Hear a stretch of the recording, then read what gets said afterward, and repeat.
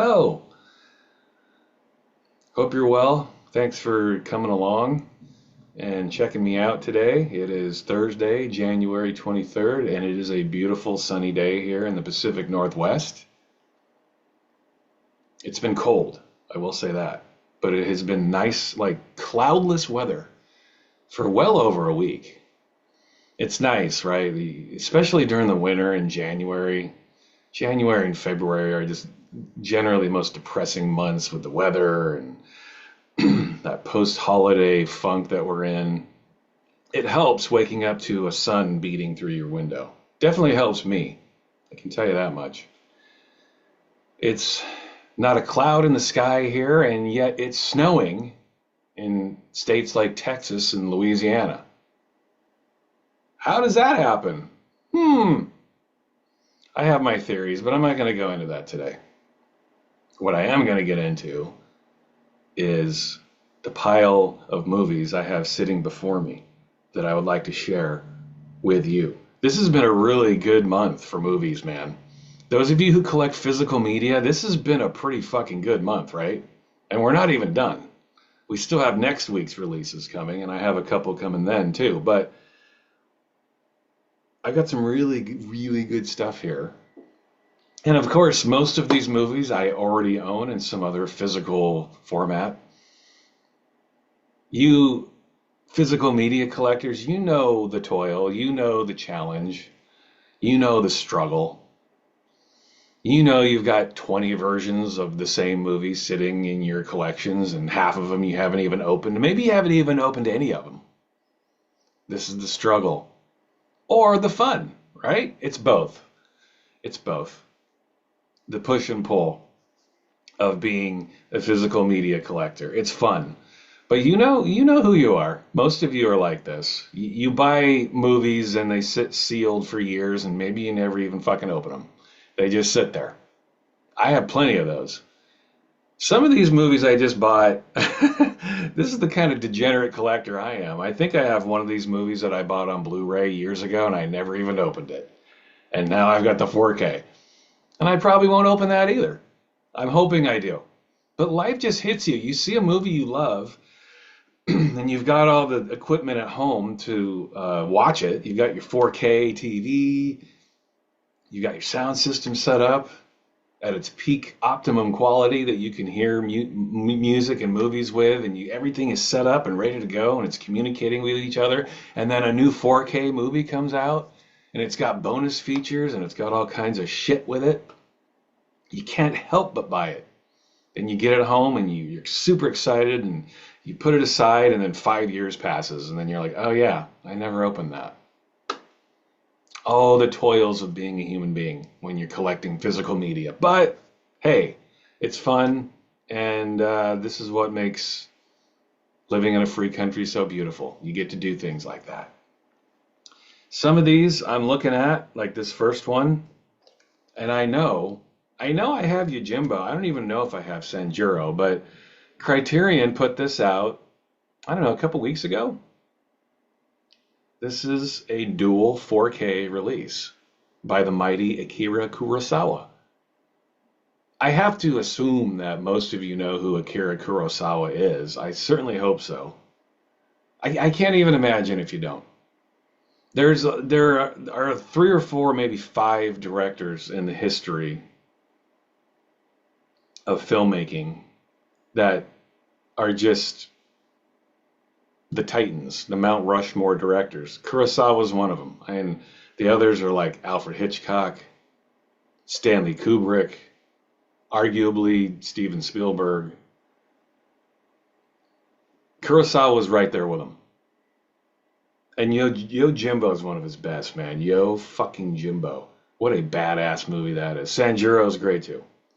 But the good people at Criterion cram these together into their own box, and we get both of them at the same time. How awesome is that? Yes, Yojimbo, Sanjuro, 4K. And this is Criterion, man. You know it's loaded with bonus features. You know the scans are going to look great. Criterion is the mark of quality. You know, you pick something up on Criterion, you know you're getting the real deal.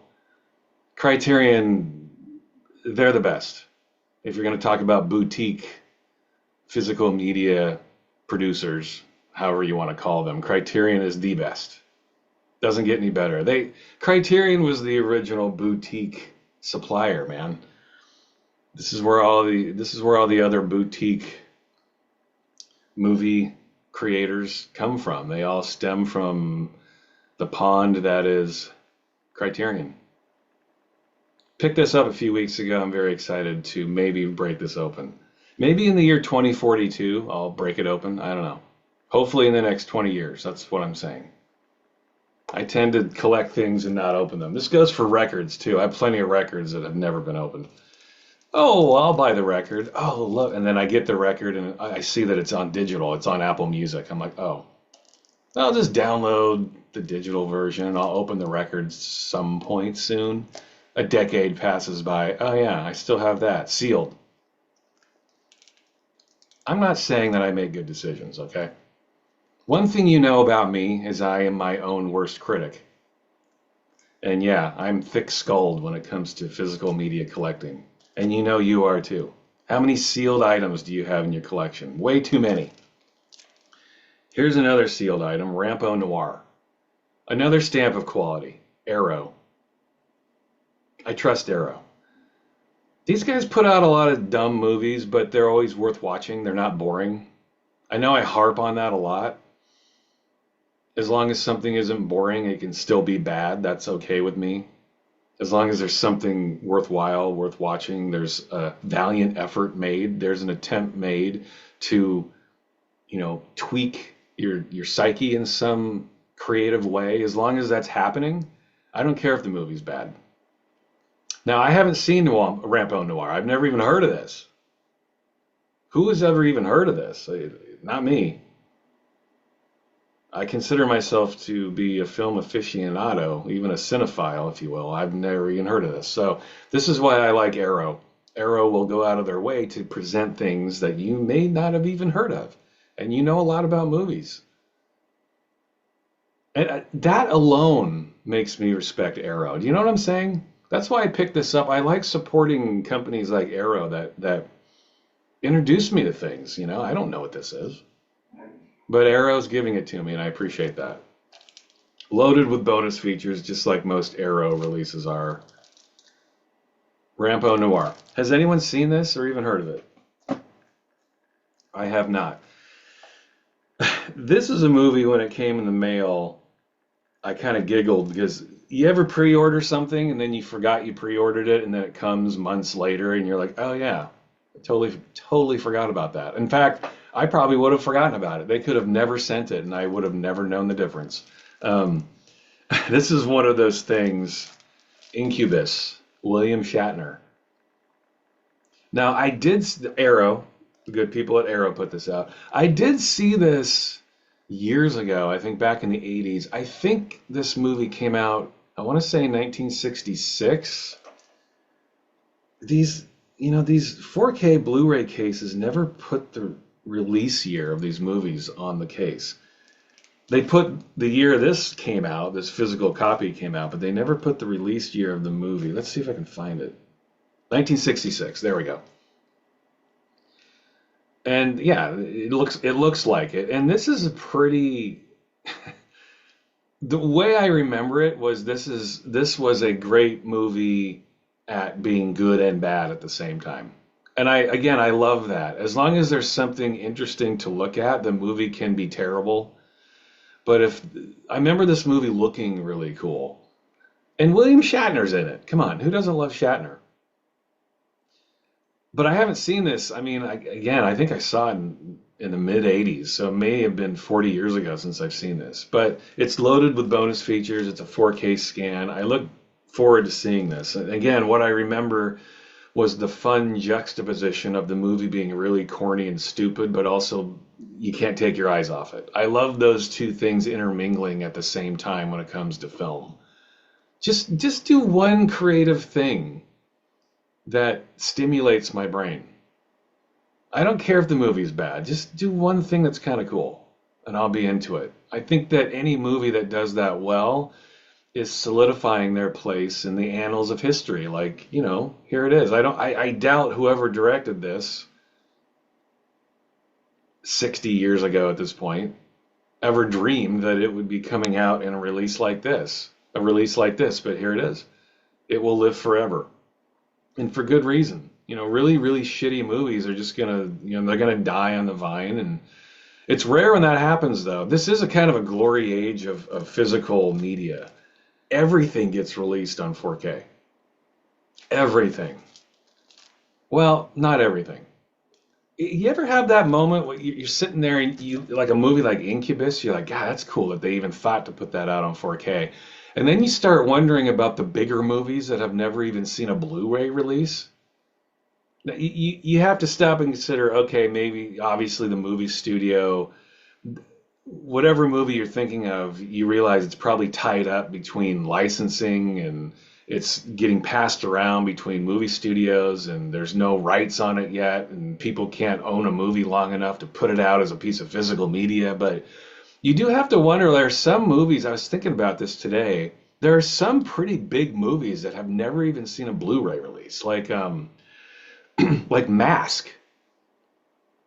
And I'm not talking about the Jim Carrey Mask. I'm talking about the Cher Mask. You remember Mask? Came out in 1985. Sam Elliott's in it. Um, Eric Stoltz. That movie was huge back in the 80s. Everyone saw that. It's never even seen a Blu-ray release. Maybe it's seen a Blu-ray release somewhere outside the United States, but not here in the US. I've never seen it. Where's Mask? How do we not have that? Incubus gets a 4K release and we've never had Mask on a Blu-ray? How does that happen? Someone explain this to me.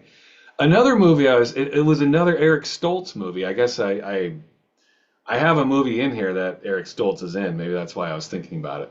Or do I? No, I don't. I was thinking about Pulp Fiction. I already talked about that. Anyway, I was thinking about another Eric Stoltz movie, Water Dance. Have you guys ever seen Water Dance? I know I'm still holding this up obsessively. Look at Incubus, but have you ever seen Water Dance? Eric Stoltz, Helen Hunt, Wesley Snipes, William Forsythe, right? William? Is it Bill Forsythe? Great fucking movie. Where's the Blu-ray? I have Water Dance on DVD somewhere. I buried it. How has Water Dance never been released? How does that happen? Great fucking movie. Really a forgotten gem of the early 90s. How that doesn't get a high def release, doesn't make any sense to me. What's there's another movie, Dominic and Eugene, Tom Hulce, Ray Liotta. Um, have you ever seen Dominic and Eugene? That's a pretty cool movie. Jamie Lee Curtis is in it. I think it came out in the late 80s, late 80s. I mean, but come on. Tom Hulce? When has Tom Hulce never not been, when has he ever been bad? Tom fucking Hulce. What is he doing, by the way? What's Tom Hulce doing? I think he's a stage actor now, right? Love Tom Hulce. And that reminds me, Amadeus is coming out on 4K, I think, next month. Yes, one of my all-time favorites. I know I got off the beaten path there, but it's a discussion, right? Like, that's why I'm here. I like to bring up things to create a discussion. Where's Water Dance? Where's Dominic and Eugene? Where's Mask? We want these movies. Those are great movies. I was so excited to see this come out on 4K and come out with on Criterion. I have yet to open it, but I really look forward to opening it. And this is kind of at the top of my priority pile right now. JoJo Dancer, Your Life is Calling. This is one of those movies that I remember seeing this when it first came out. In fact, I think I saw it in the theater. I was only 13 years old, I think. Came out in 85, 86, something like that. I love this man. I think that we have to have more things in our society that remind us that this man changed the world as we see it. This guy right here, Richard Pryor. It really drives me nuts with stand-up comedy and how younger generations try to rewrite history based on their own ignorance. They try to tell you who the best comedians of all time are, and I'm sometimes you see a shift with these new generations. They want to apply our current mores and expectations in our society to comedians that are hacks. I mean, to me, stand-up comedy is dominated by drivel, by hacky comedians. Stand-up comedy is just like most everything else in entertainment. It's never been worse. Never been worse. The DEI woke politics have just completely diluted and bastardized most every facet of the entertainment industry. It's really fucking depressing. It really is. And you wouldn't understand that concept and have that kind of perspective if you didn't live through the 70s and 80s. And I think, the younger generations, that's what happens when you're younger. You tend to get more mature and you tend to understand the world better as you get that perspective. But when you're young and you're on the internet and you have YouTube channels and you're influencing people, you get to rewrite history. And other dumb, uneducated people believe you. Those are the kinds of evils of social media, and I think it has definitely taken hold in stand-up comedy. Stand-up comedy is really bad now. Really, really bad. And I love stand-up comedy. I feel like I'm a connoisseur of stand-up comedy as much as I am music or film or anything else. And this man should never be forgotten. Jerry Seinfeld said this best, and I think I've quoted this before. Jerry Seinfeld said that Richard Pryor was the Picasso of stand-up, and he's absolutely right. I can't imagine anybody ever supplanting Richard Pryor as the greatest stand-up comic that has ever lived. He is the pinnacle. He is the James Brown of hip hop. He is the Beatles of pop. Richard Pryor, well, in my opinion, this is a weird gray area, blurry line here. This is my opinion, but I also just think it happens to be true. It's a fact. This man is the greatest stand-up comic we have ever seen on this planet. And he will always be. He created modern stand-up, y'all. I don't care if you don't agree with what he said. You have to understand the context of it. He did his comedy in the 60s, 70s, and 80s when stand-up comedy was different. And when I say different, I mean it was commonsensical. People could stand up on stage and just bare their souls to the audience, and they didn't have to reflect their own values back at them. That, to me, is what makes somebody so interesting and funny. My favorite stand-ups tend to be people like Richard Pryor, George Carlin, Sam Kinison, Bill Hicks. These guys would stand up on stage and they'd have an act. Obviously, they'd work on an act, but they also were a raw nerve. Part of you watched them and you're like, not all of this is an act. These guys were born to have very independent thought patterns, and never more so than Richard Pryor. I mean, seriously, if you're younger and you think you understand what funny comedy is, and you turn on Netflix and you see all of the dreck that you're introduced to on Netflix, watch that and then watch Richard Pryor and tell me there's not a difference. Whatever. I don't care if it makes me sound old or not. The 70s and the 80s were the glory days for stand-up comedy. And it's scary to think that we might not ever get back to that time. Your values aren't supposed to be reflected back at you. Comics are supposed to be the one faction of people that speak for themselves, that are protected from all that bullshit. These people are the ones that are not virtue signaling. I don't agree with everything Pryor said. I don't agree with everything Kinison said. I don't agree with everything Hicks said. That's not the point. Do they make me laugh? Do they make me think? Do they maybe offend me? Yeah. That's what comedy is supposed to do. It's supposed to tweak a certain part of your brain and make you think in a much more critical way.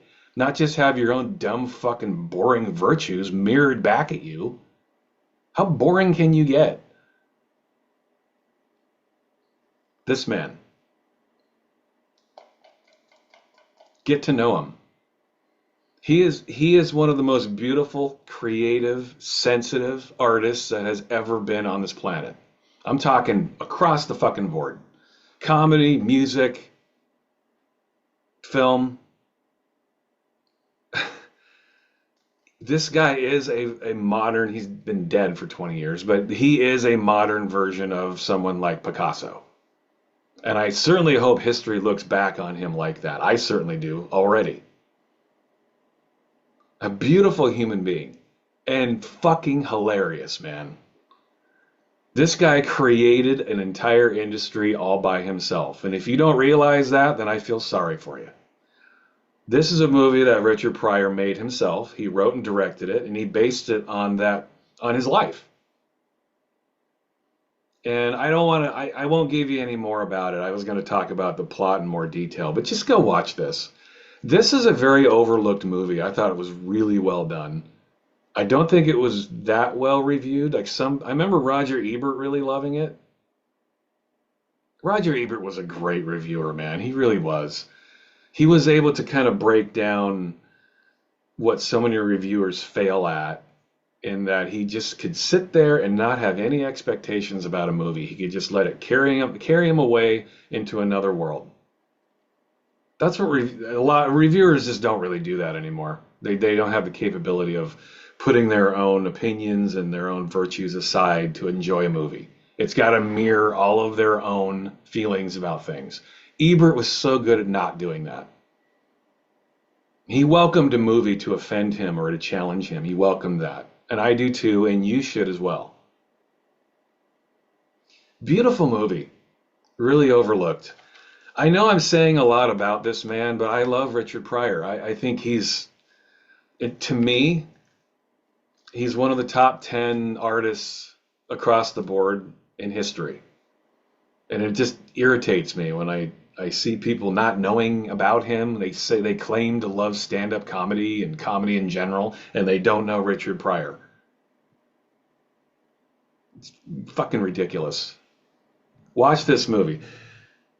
Obviously it's on Criterion. You know, the bummer is there's not a ton of bonus features on here, but I don't care.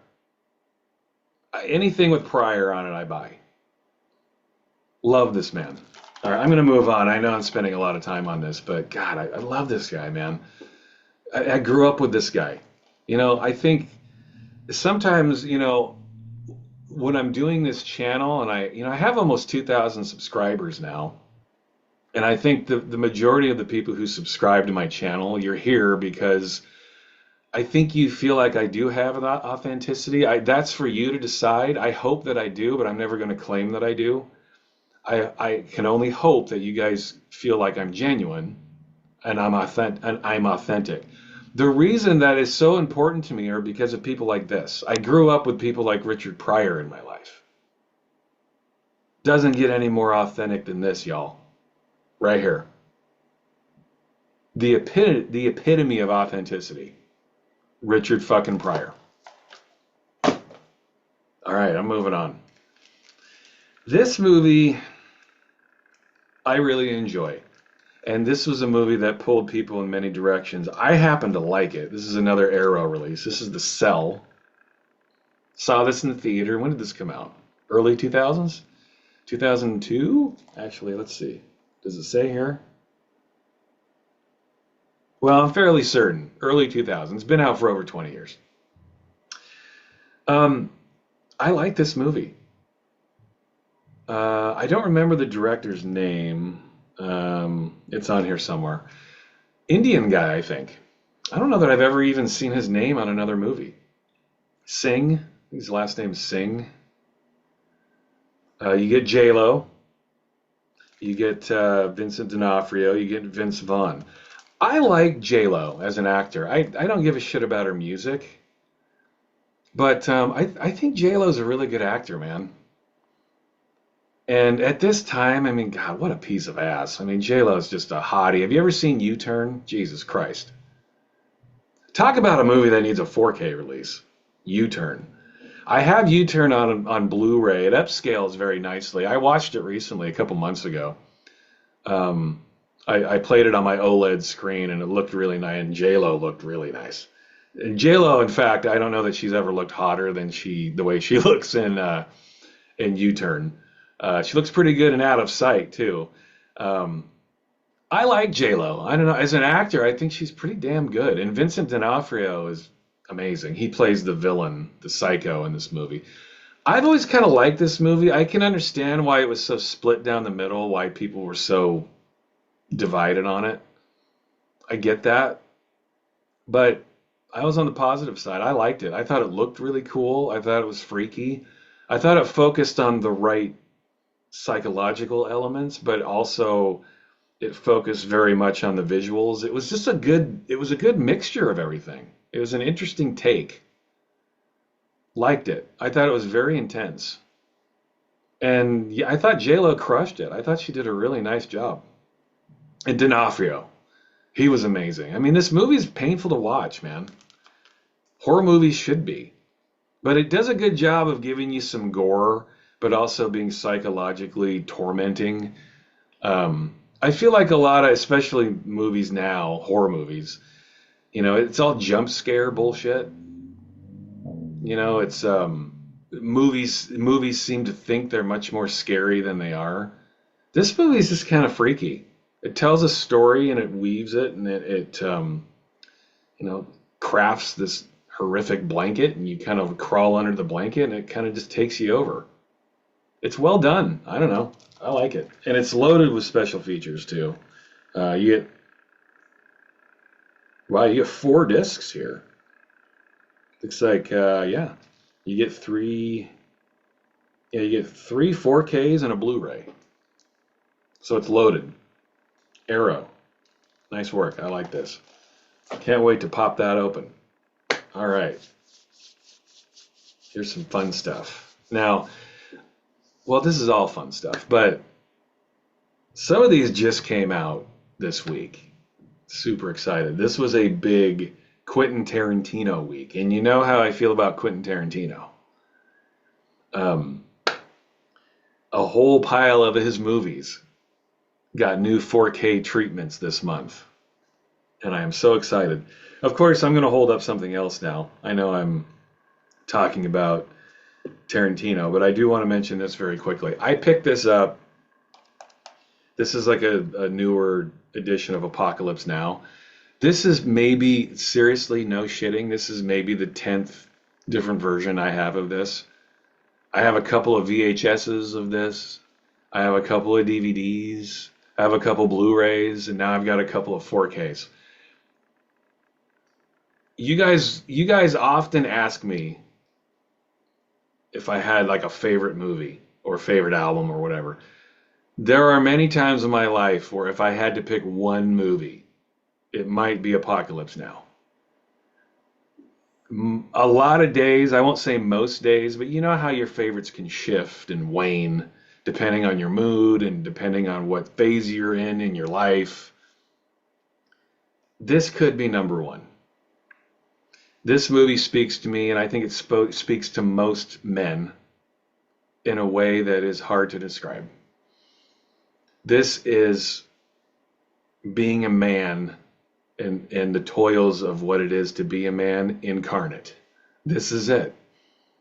And I'm not trying to lessen the experience that you women have with this. Plenty of women love this movie too. I know for a fact. My most recent girlfriend, this was one of her favorite movies. So I'm not trying to say that women don't get it. But this is the ultimate man movie right here. The thinking man. I mean, for the dumb knuckle dragging man, it's some shit like fucking Fast and Furious. I'm talking about people who see the world in a different way, who are sensitive to the world, who pay attention, who think for themselves. This is it. And I had to get this. Lionsgate just re-released this. This has got like 6 discs in it. It's in a tin case. I haven't opened it yet. It's got a digital copy. That was a big reason. I don't know if my other 4K version has a digital copy. I don't know. Again, this is like my 10th version of this. I can never have enough versions of this, but it had a new cover and a new packaging, and it's got every fucking version, every bonus feature. Heart of Darkness is in here. Apocalypse Now. Had to show that. Okay, let's get to Quentin Tarantino. How long have I been going? A half an hour. I have a lot to say today. Arrow again. This just came out a few weeks ago. Inglourious Basterds, baby. Big thick box set, loaded with shite. Look at this. Come on, man. How are you not picking this up? What's wrong with you?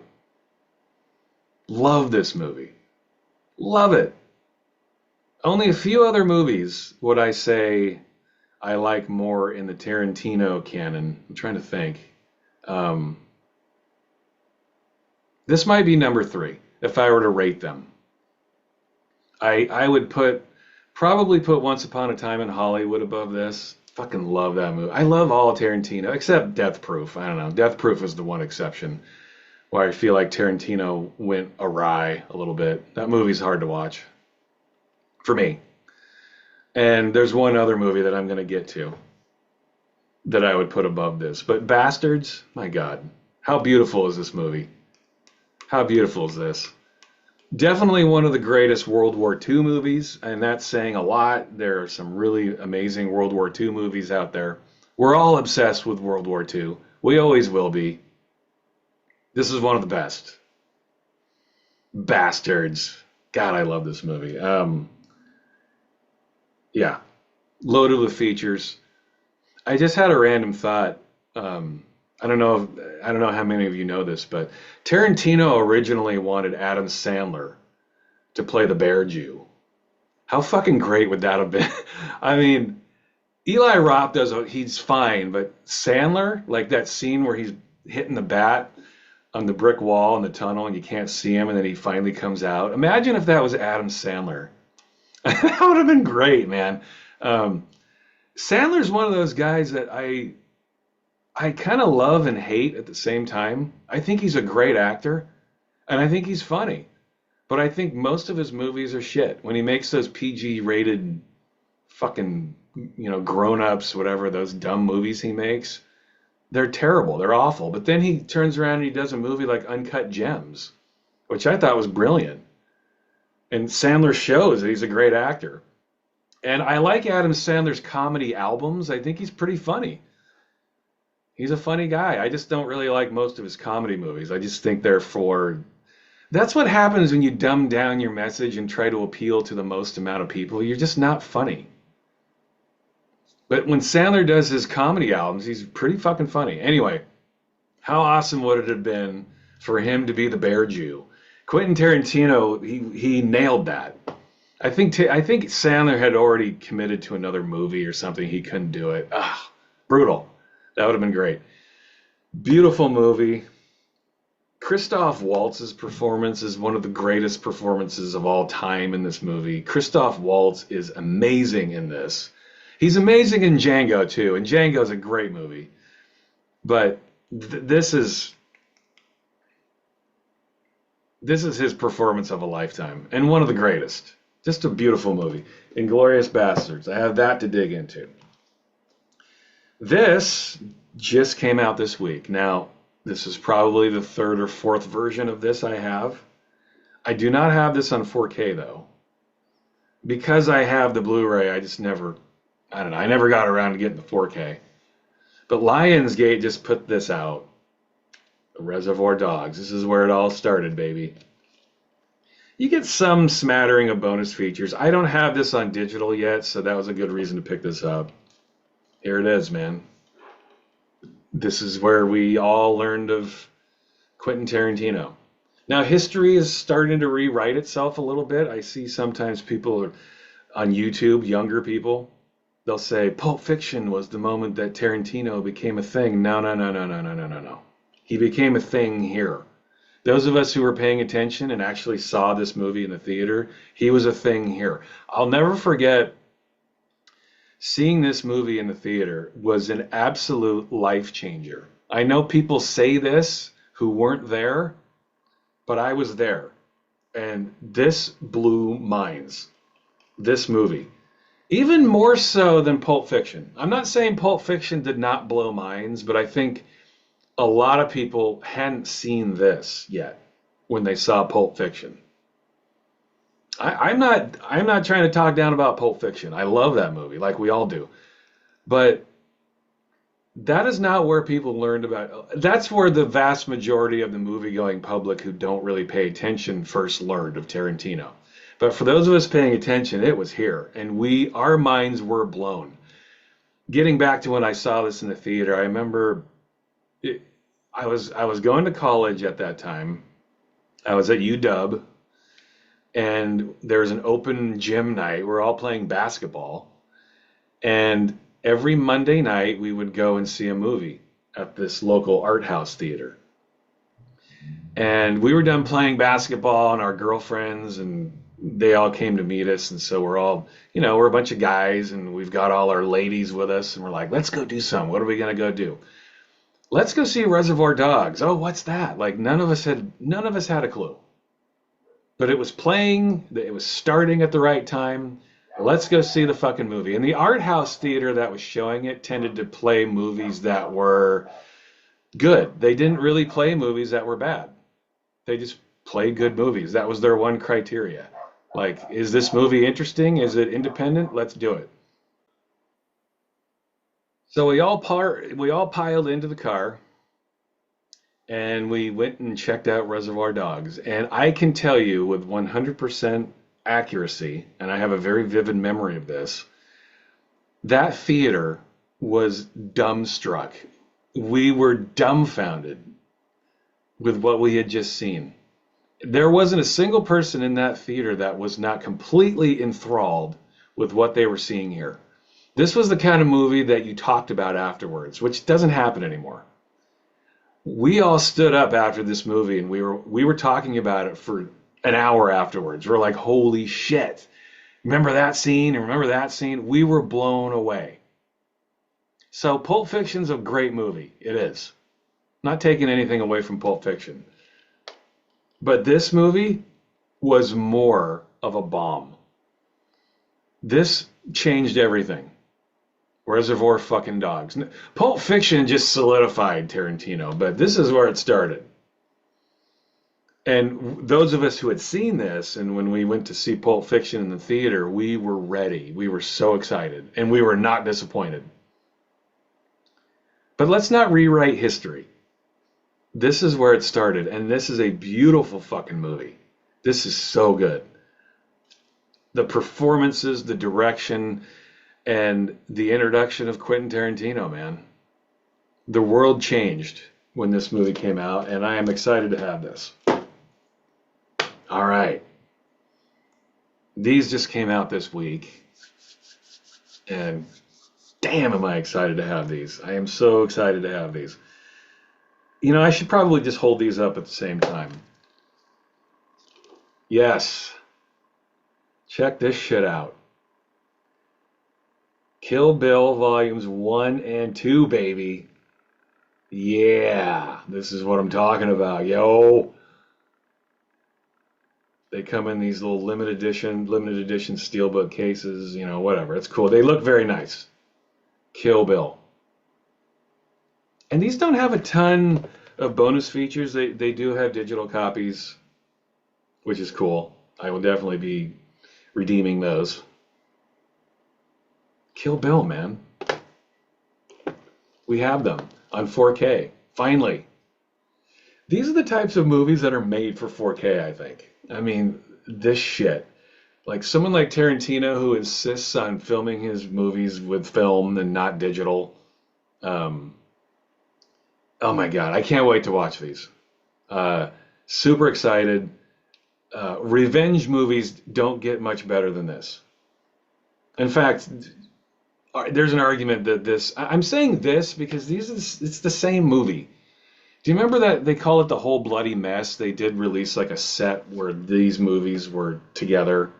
They should be together. I mean, who's watching this and not this? And who's watching this without this? They go, it's the same movie. It's one movie. Obviously, Tarantino is, he's breaking it up into chapters as he always does with his movies. But this movie too, I feel like is controversial and with Tarantino fans. Like I know a lot of Tarantino fans don't necessarily warm to this movie. I've noticed that a lot of Tarantino fans typically put this at the bottom of their favorite Tarantino movie list. I don't know, man.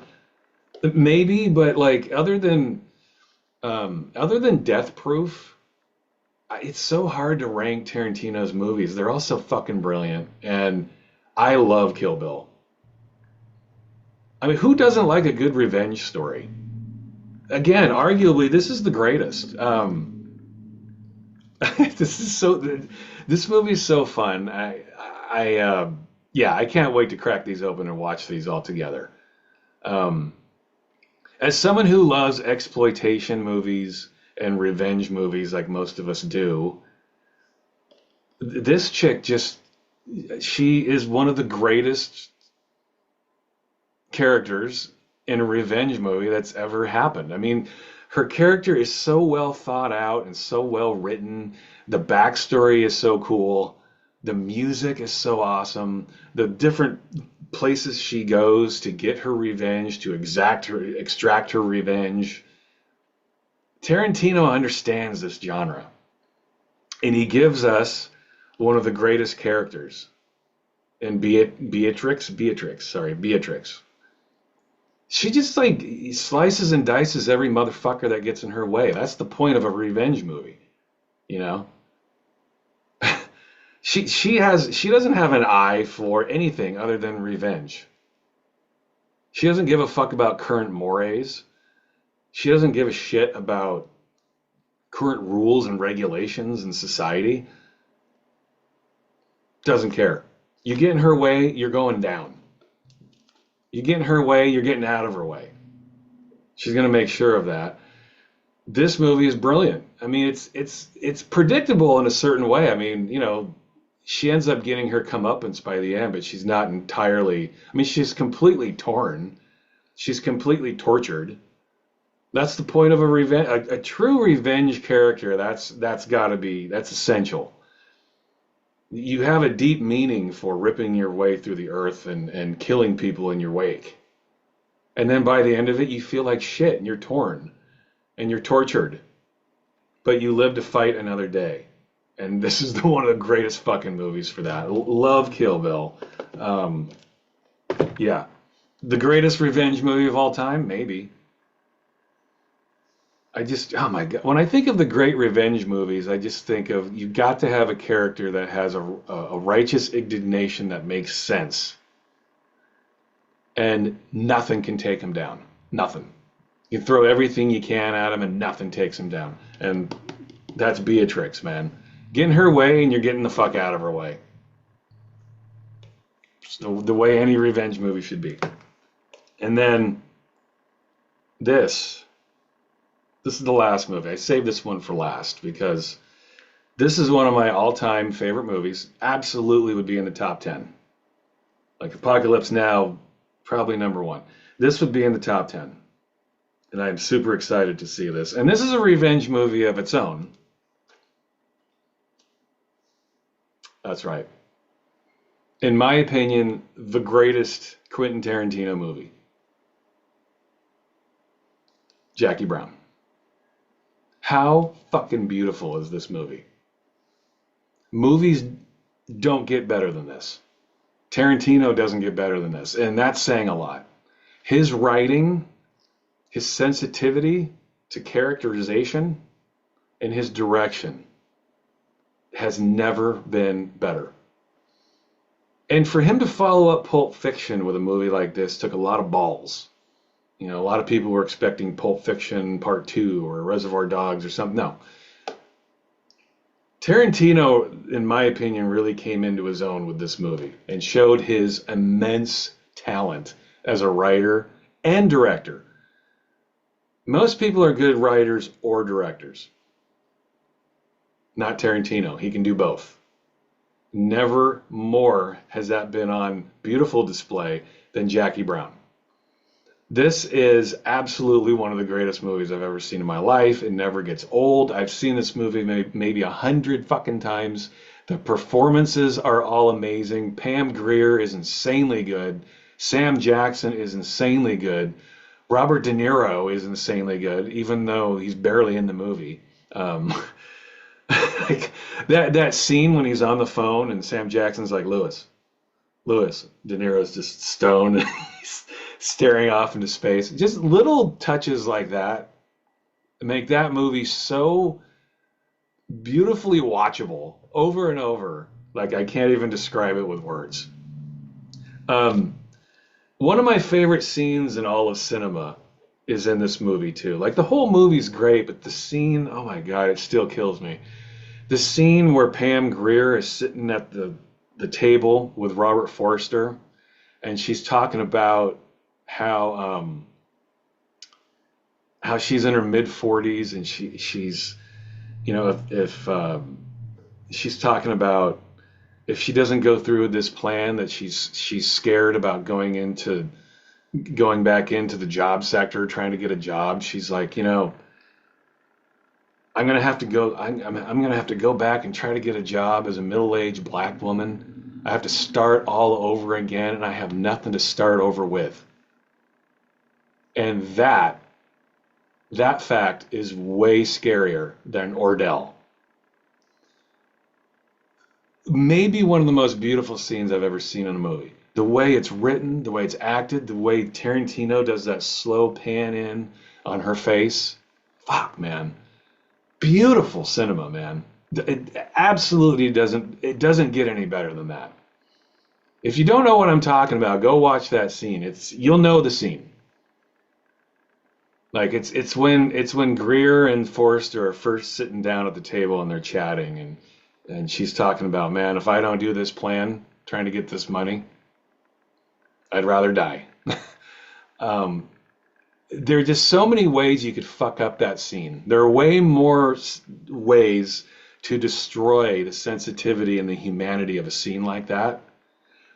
Tarantino not only succeeds, but he makes it one of the most beautiful moments in cinematic history.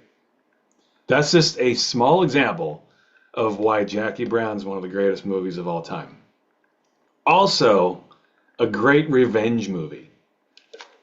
Just like this. Now, Beatrix, she just slices and dices her way out. If you're in her way, she's going to take her sword and just cut you in half and disembowel you and move on to the next one. Jackie's more quiet about it. She's more subtle. You're still going to get out of her way, but she's way more calculated about it. Way more patient. She's got time to wait. She's going to outsmart you first. Beatrix, she's not going to outsmart you. She's just going to come at you with her sword and take your ass down. Jackie's got more patience than that. And she's pretty much manipulating everybody in this movie. Everybody. She's going to win. There's no question about it. You are going to get out of her way. And again, Tarantino is beautiful at making these types of movies about revenge. He can do it in a direct way, or he can do it in a more subtle way. And man, what a beautiful movie this is. Jackie fucking Brown. I can't wait. I'm going to watch, at some point this week, I'm going to watch all three of these back to back. I think I'm going to start with this, and then I'm going to go to this. Or maybe I'll do it the other way around. I don't know. Any way you look at it, 6 hours of primo cinema, of beautiful ass-kicking goodness with two of the most badass bitches you've ever seen in movie history. I can't fucking wait to dive into these. Those are my movie purchases for January 2025. Hope you enjoyed it. I'm getting the hell out of here. Have a good day. Later.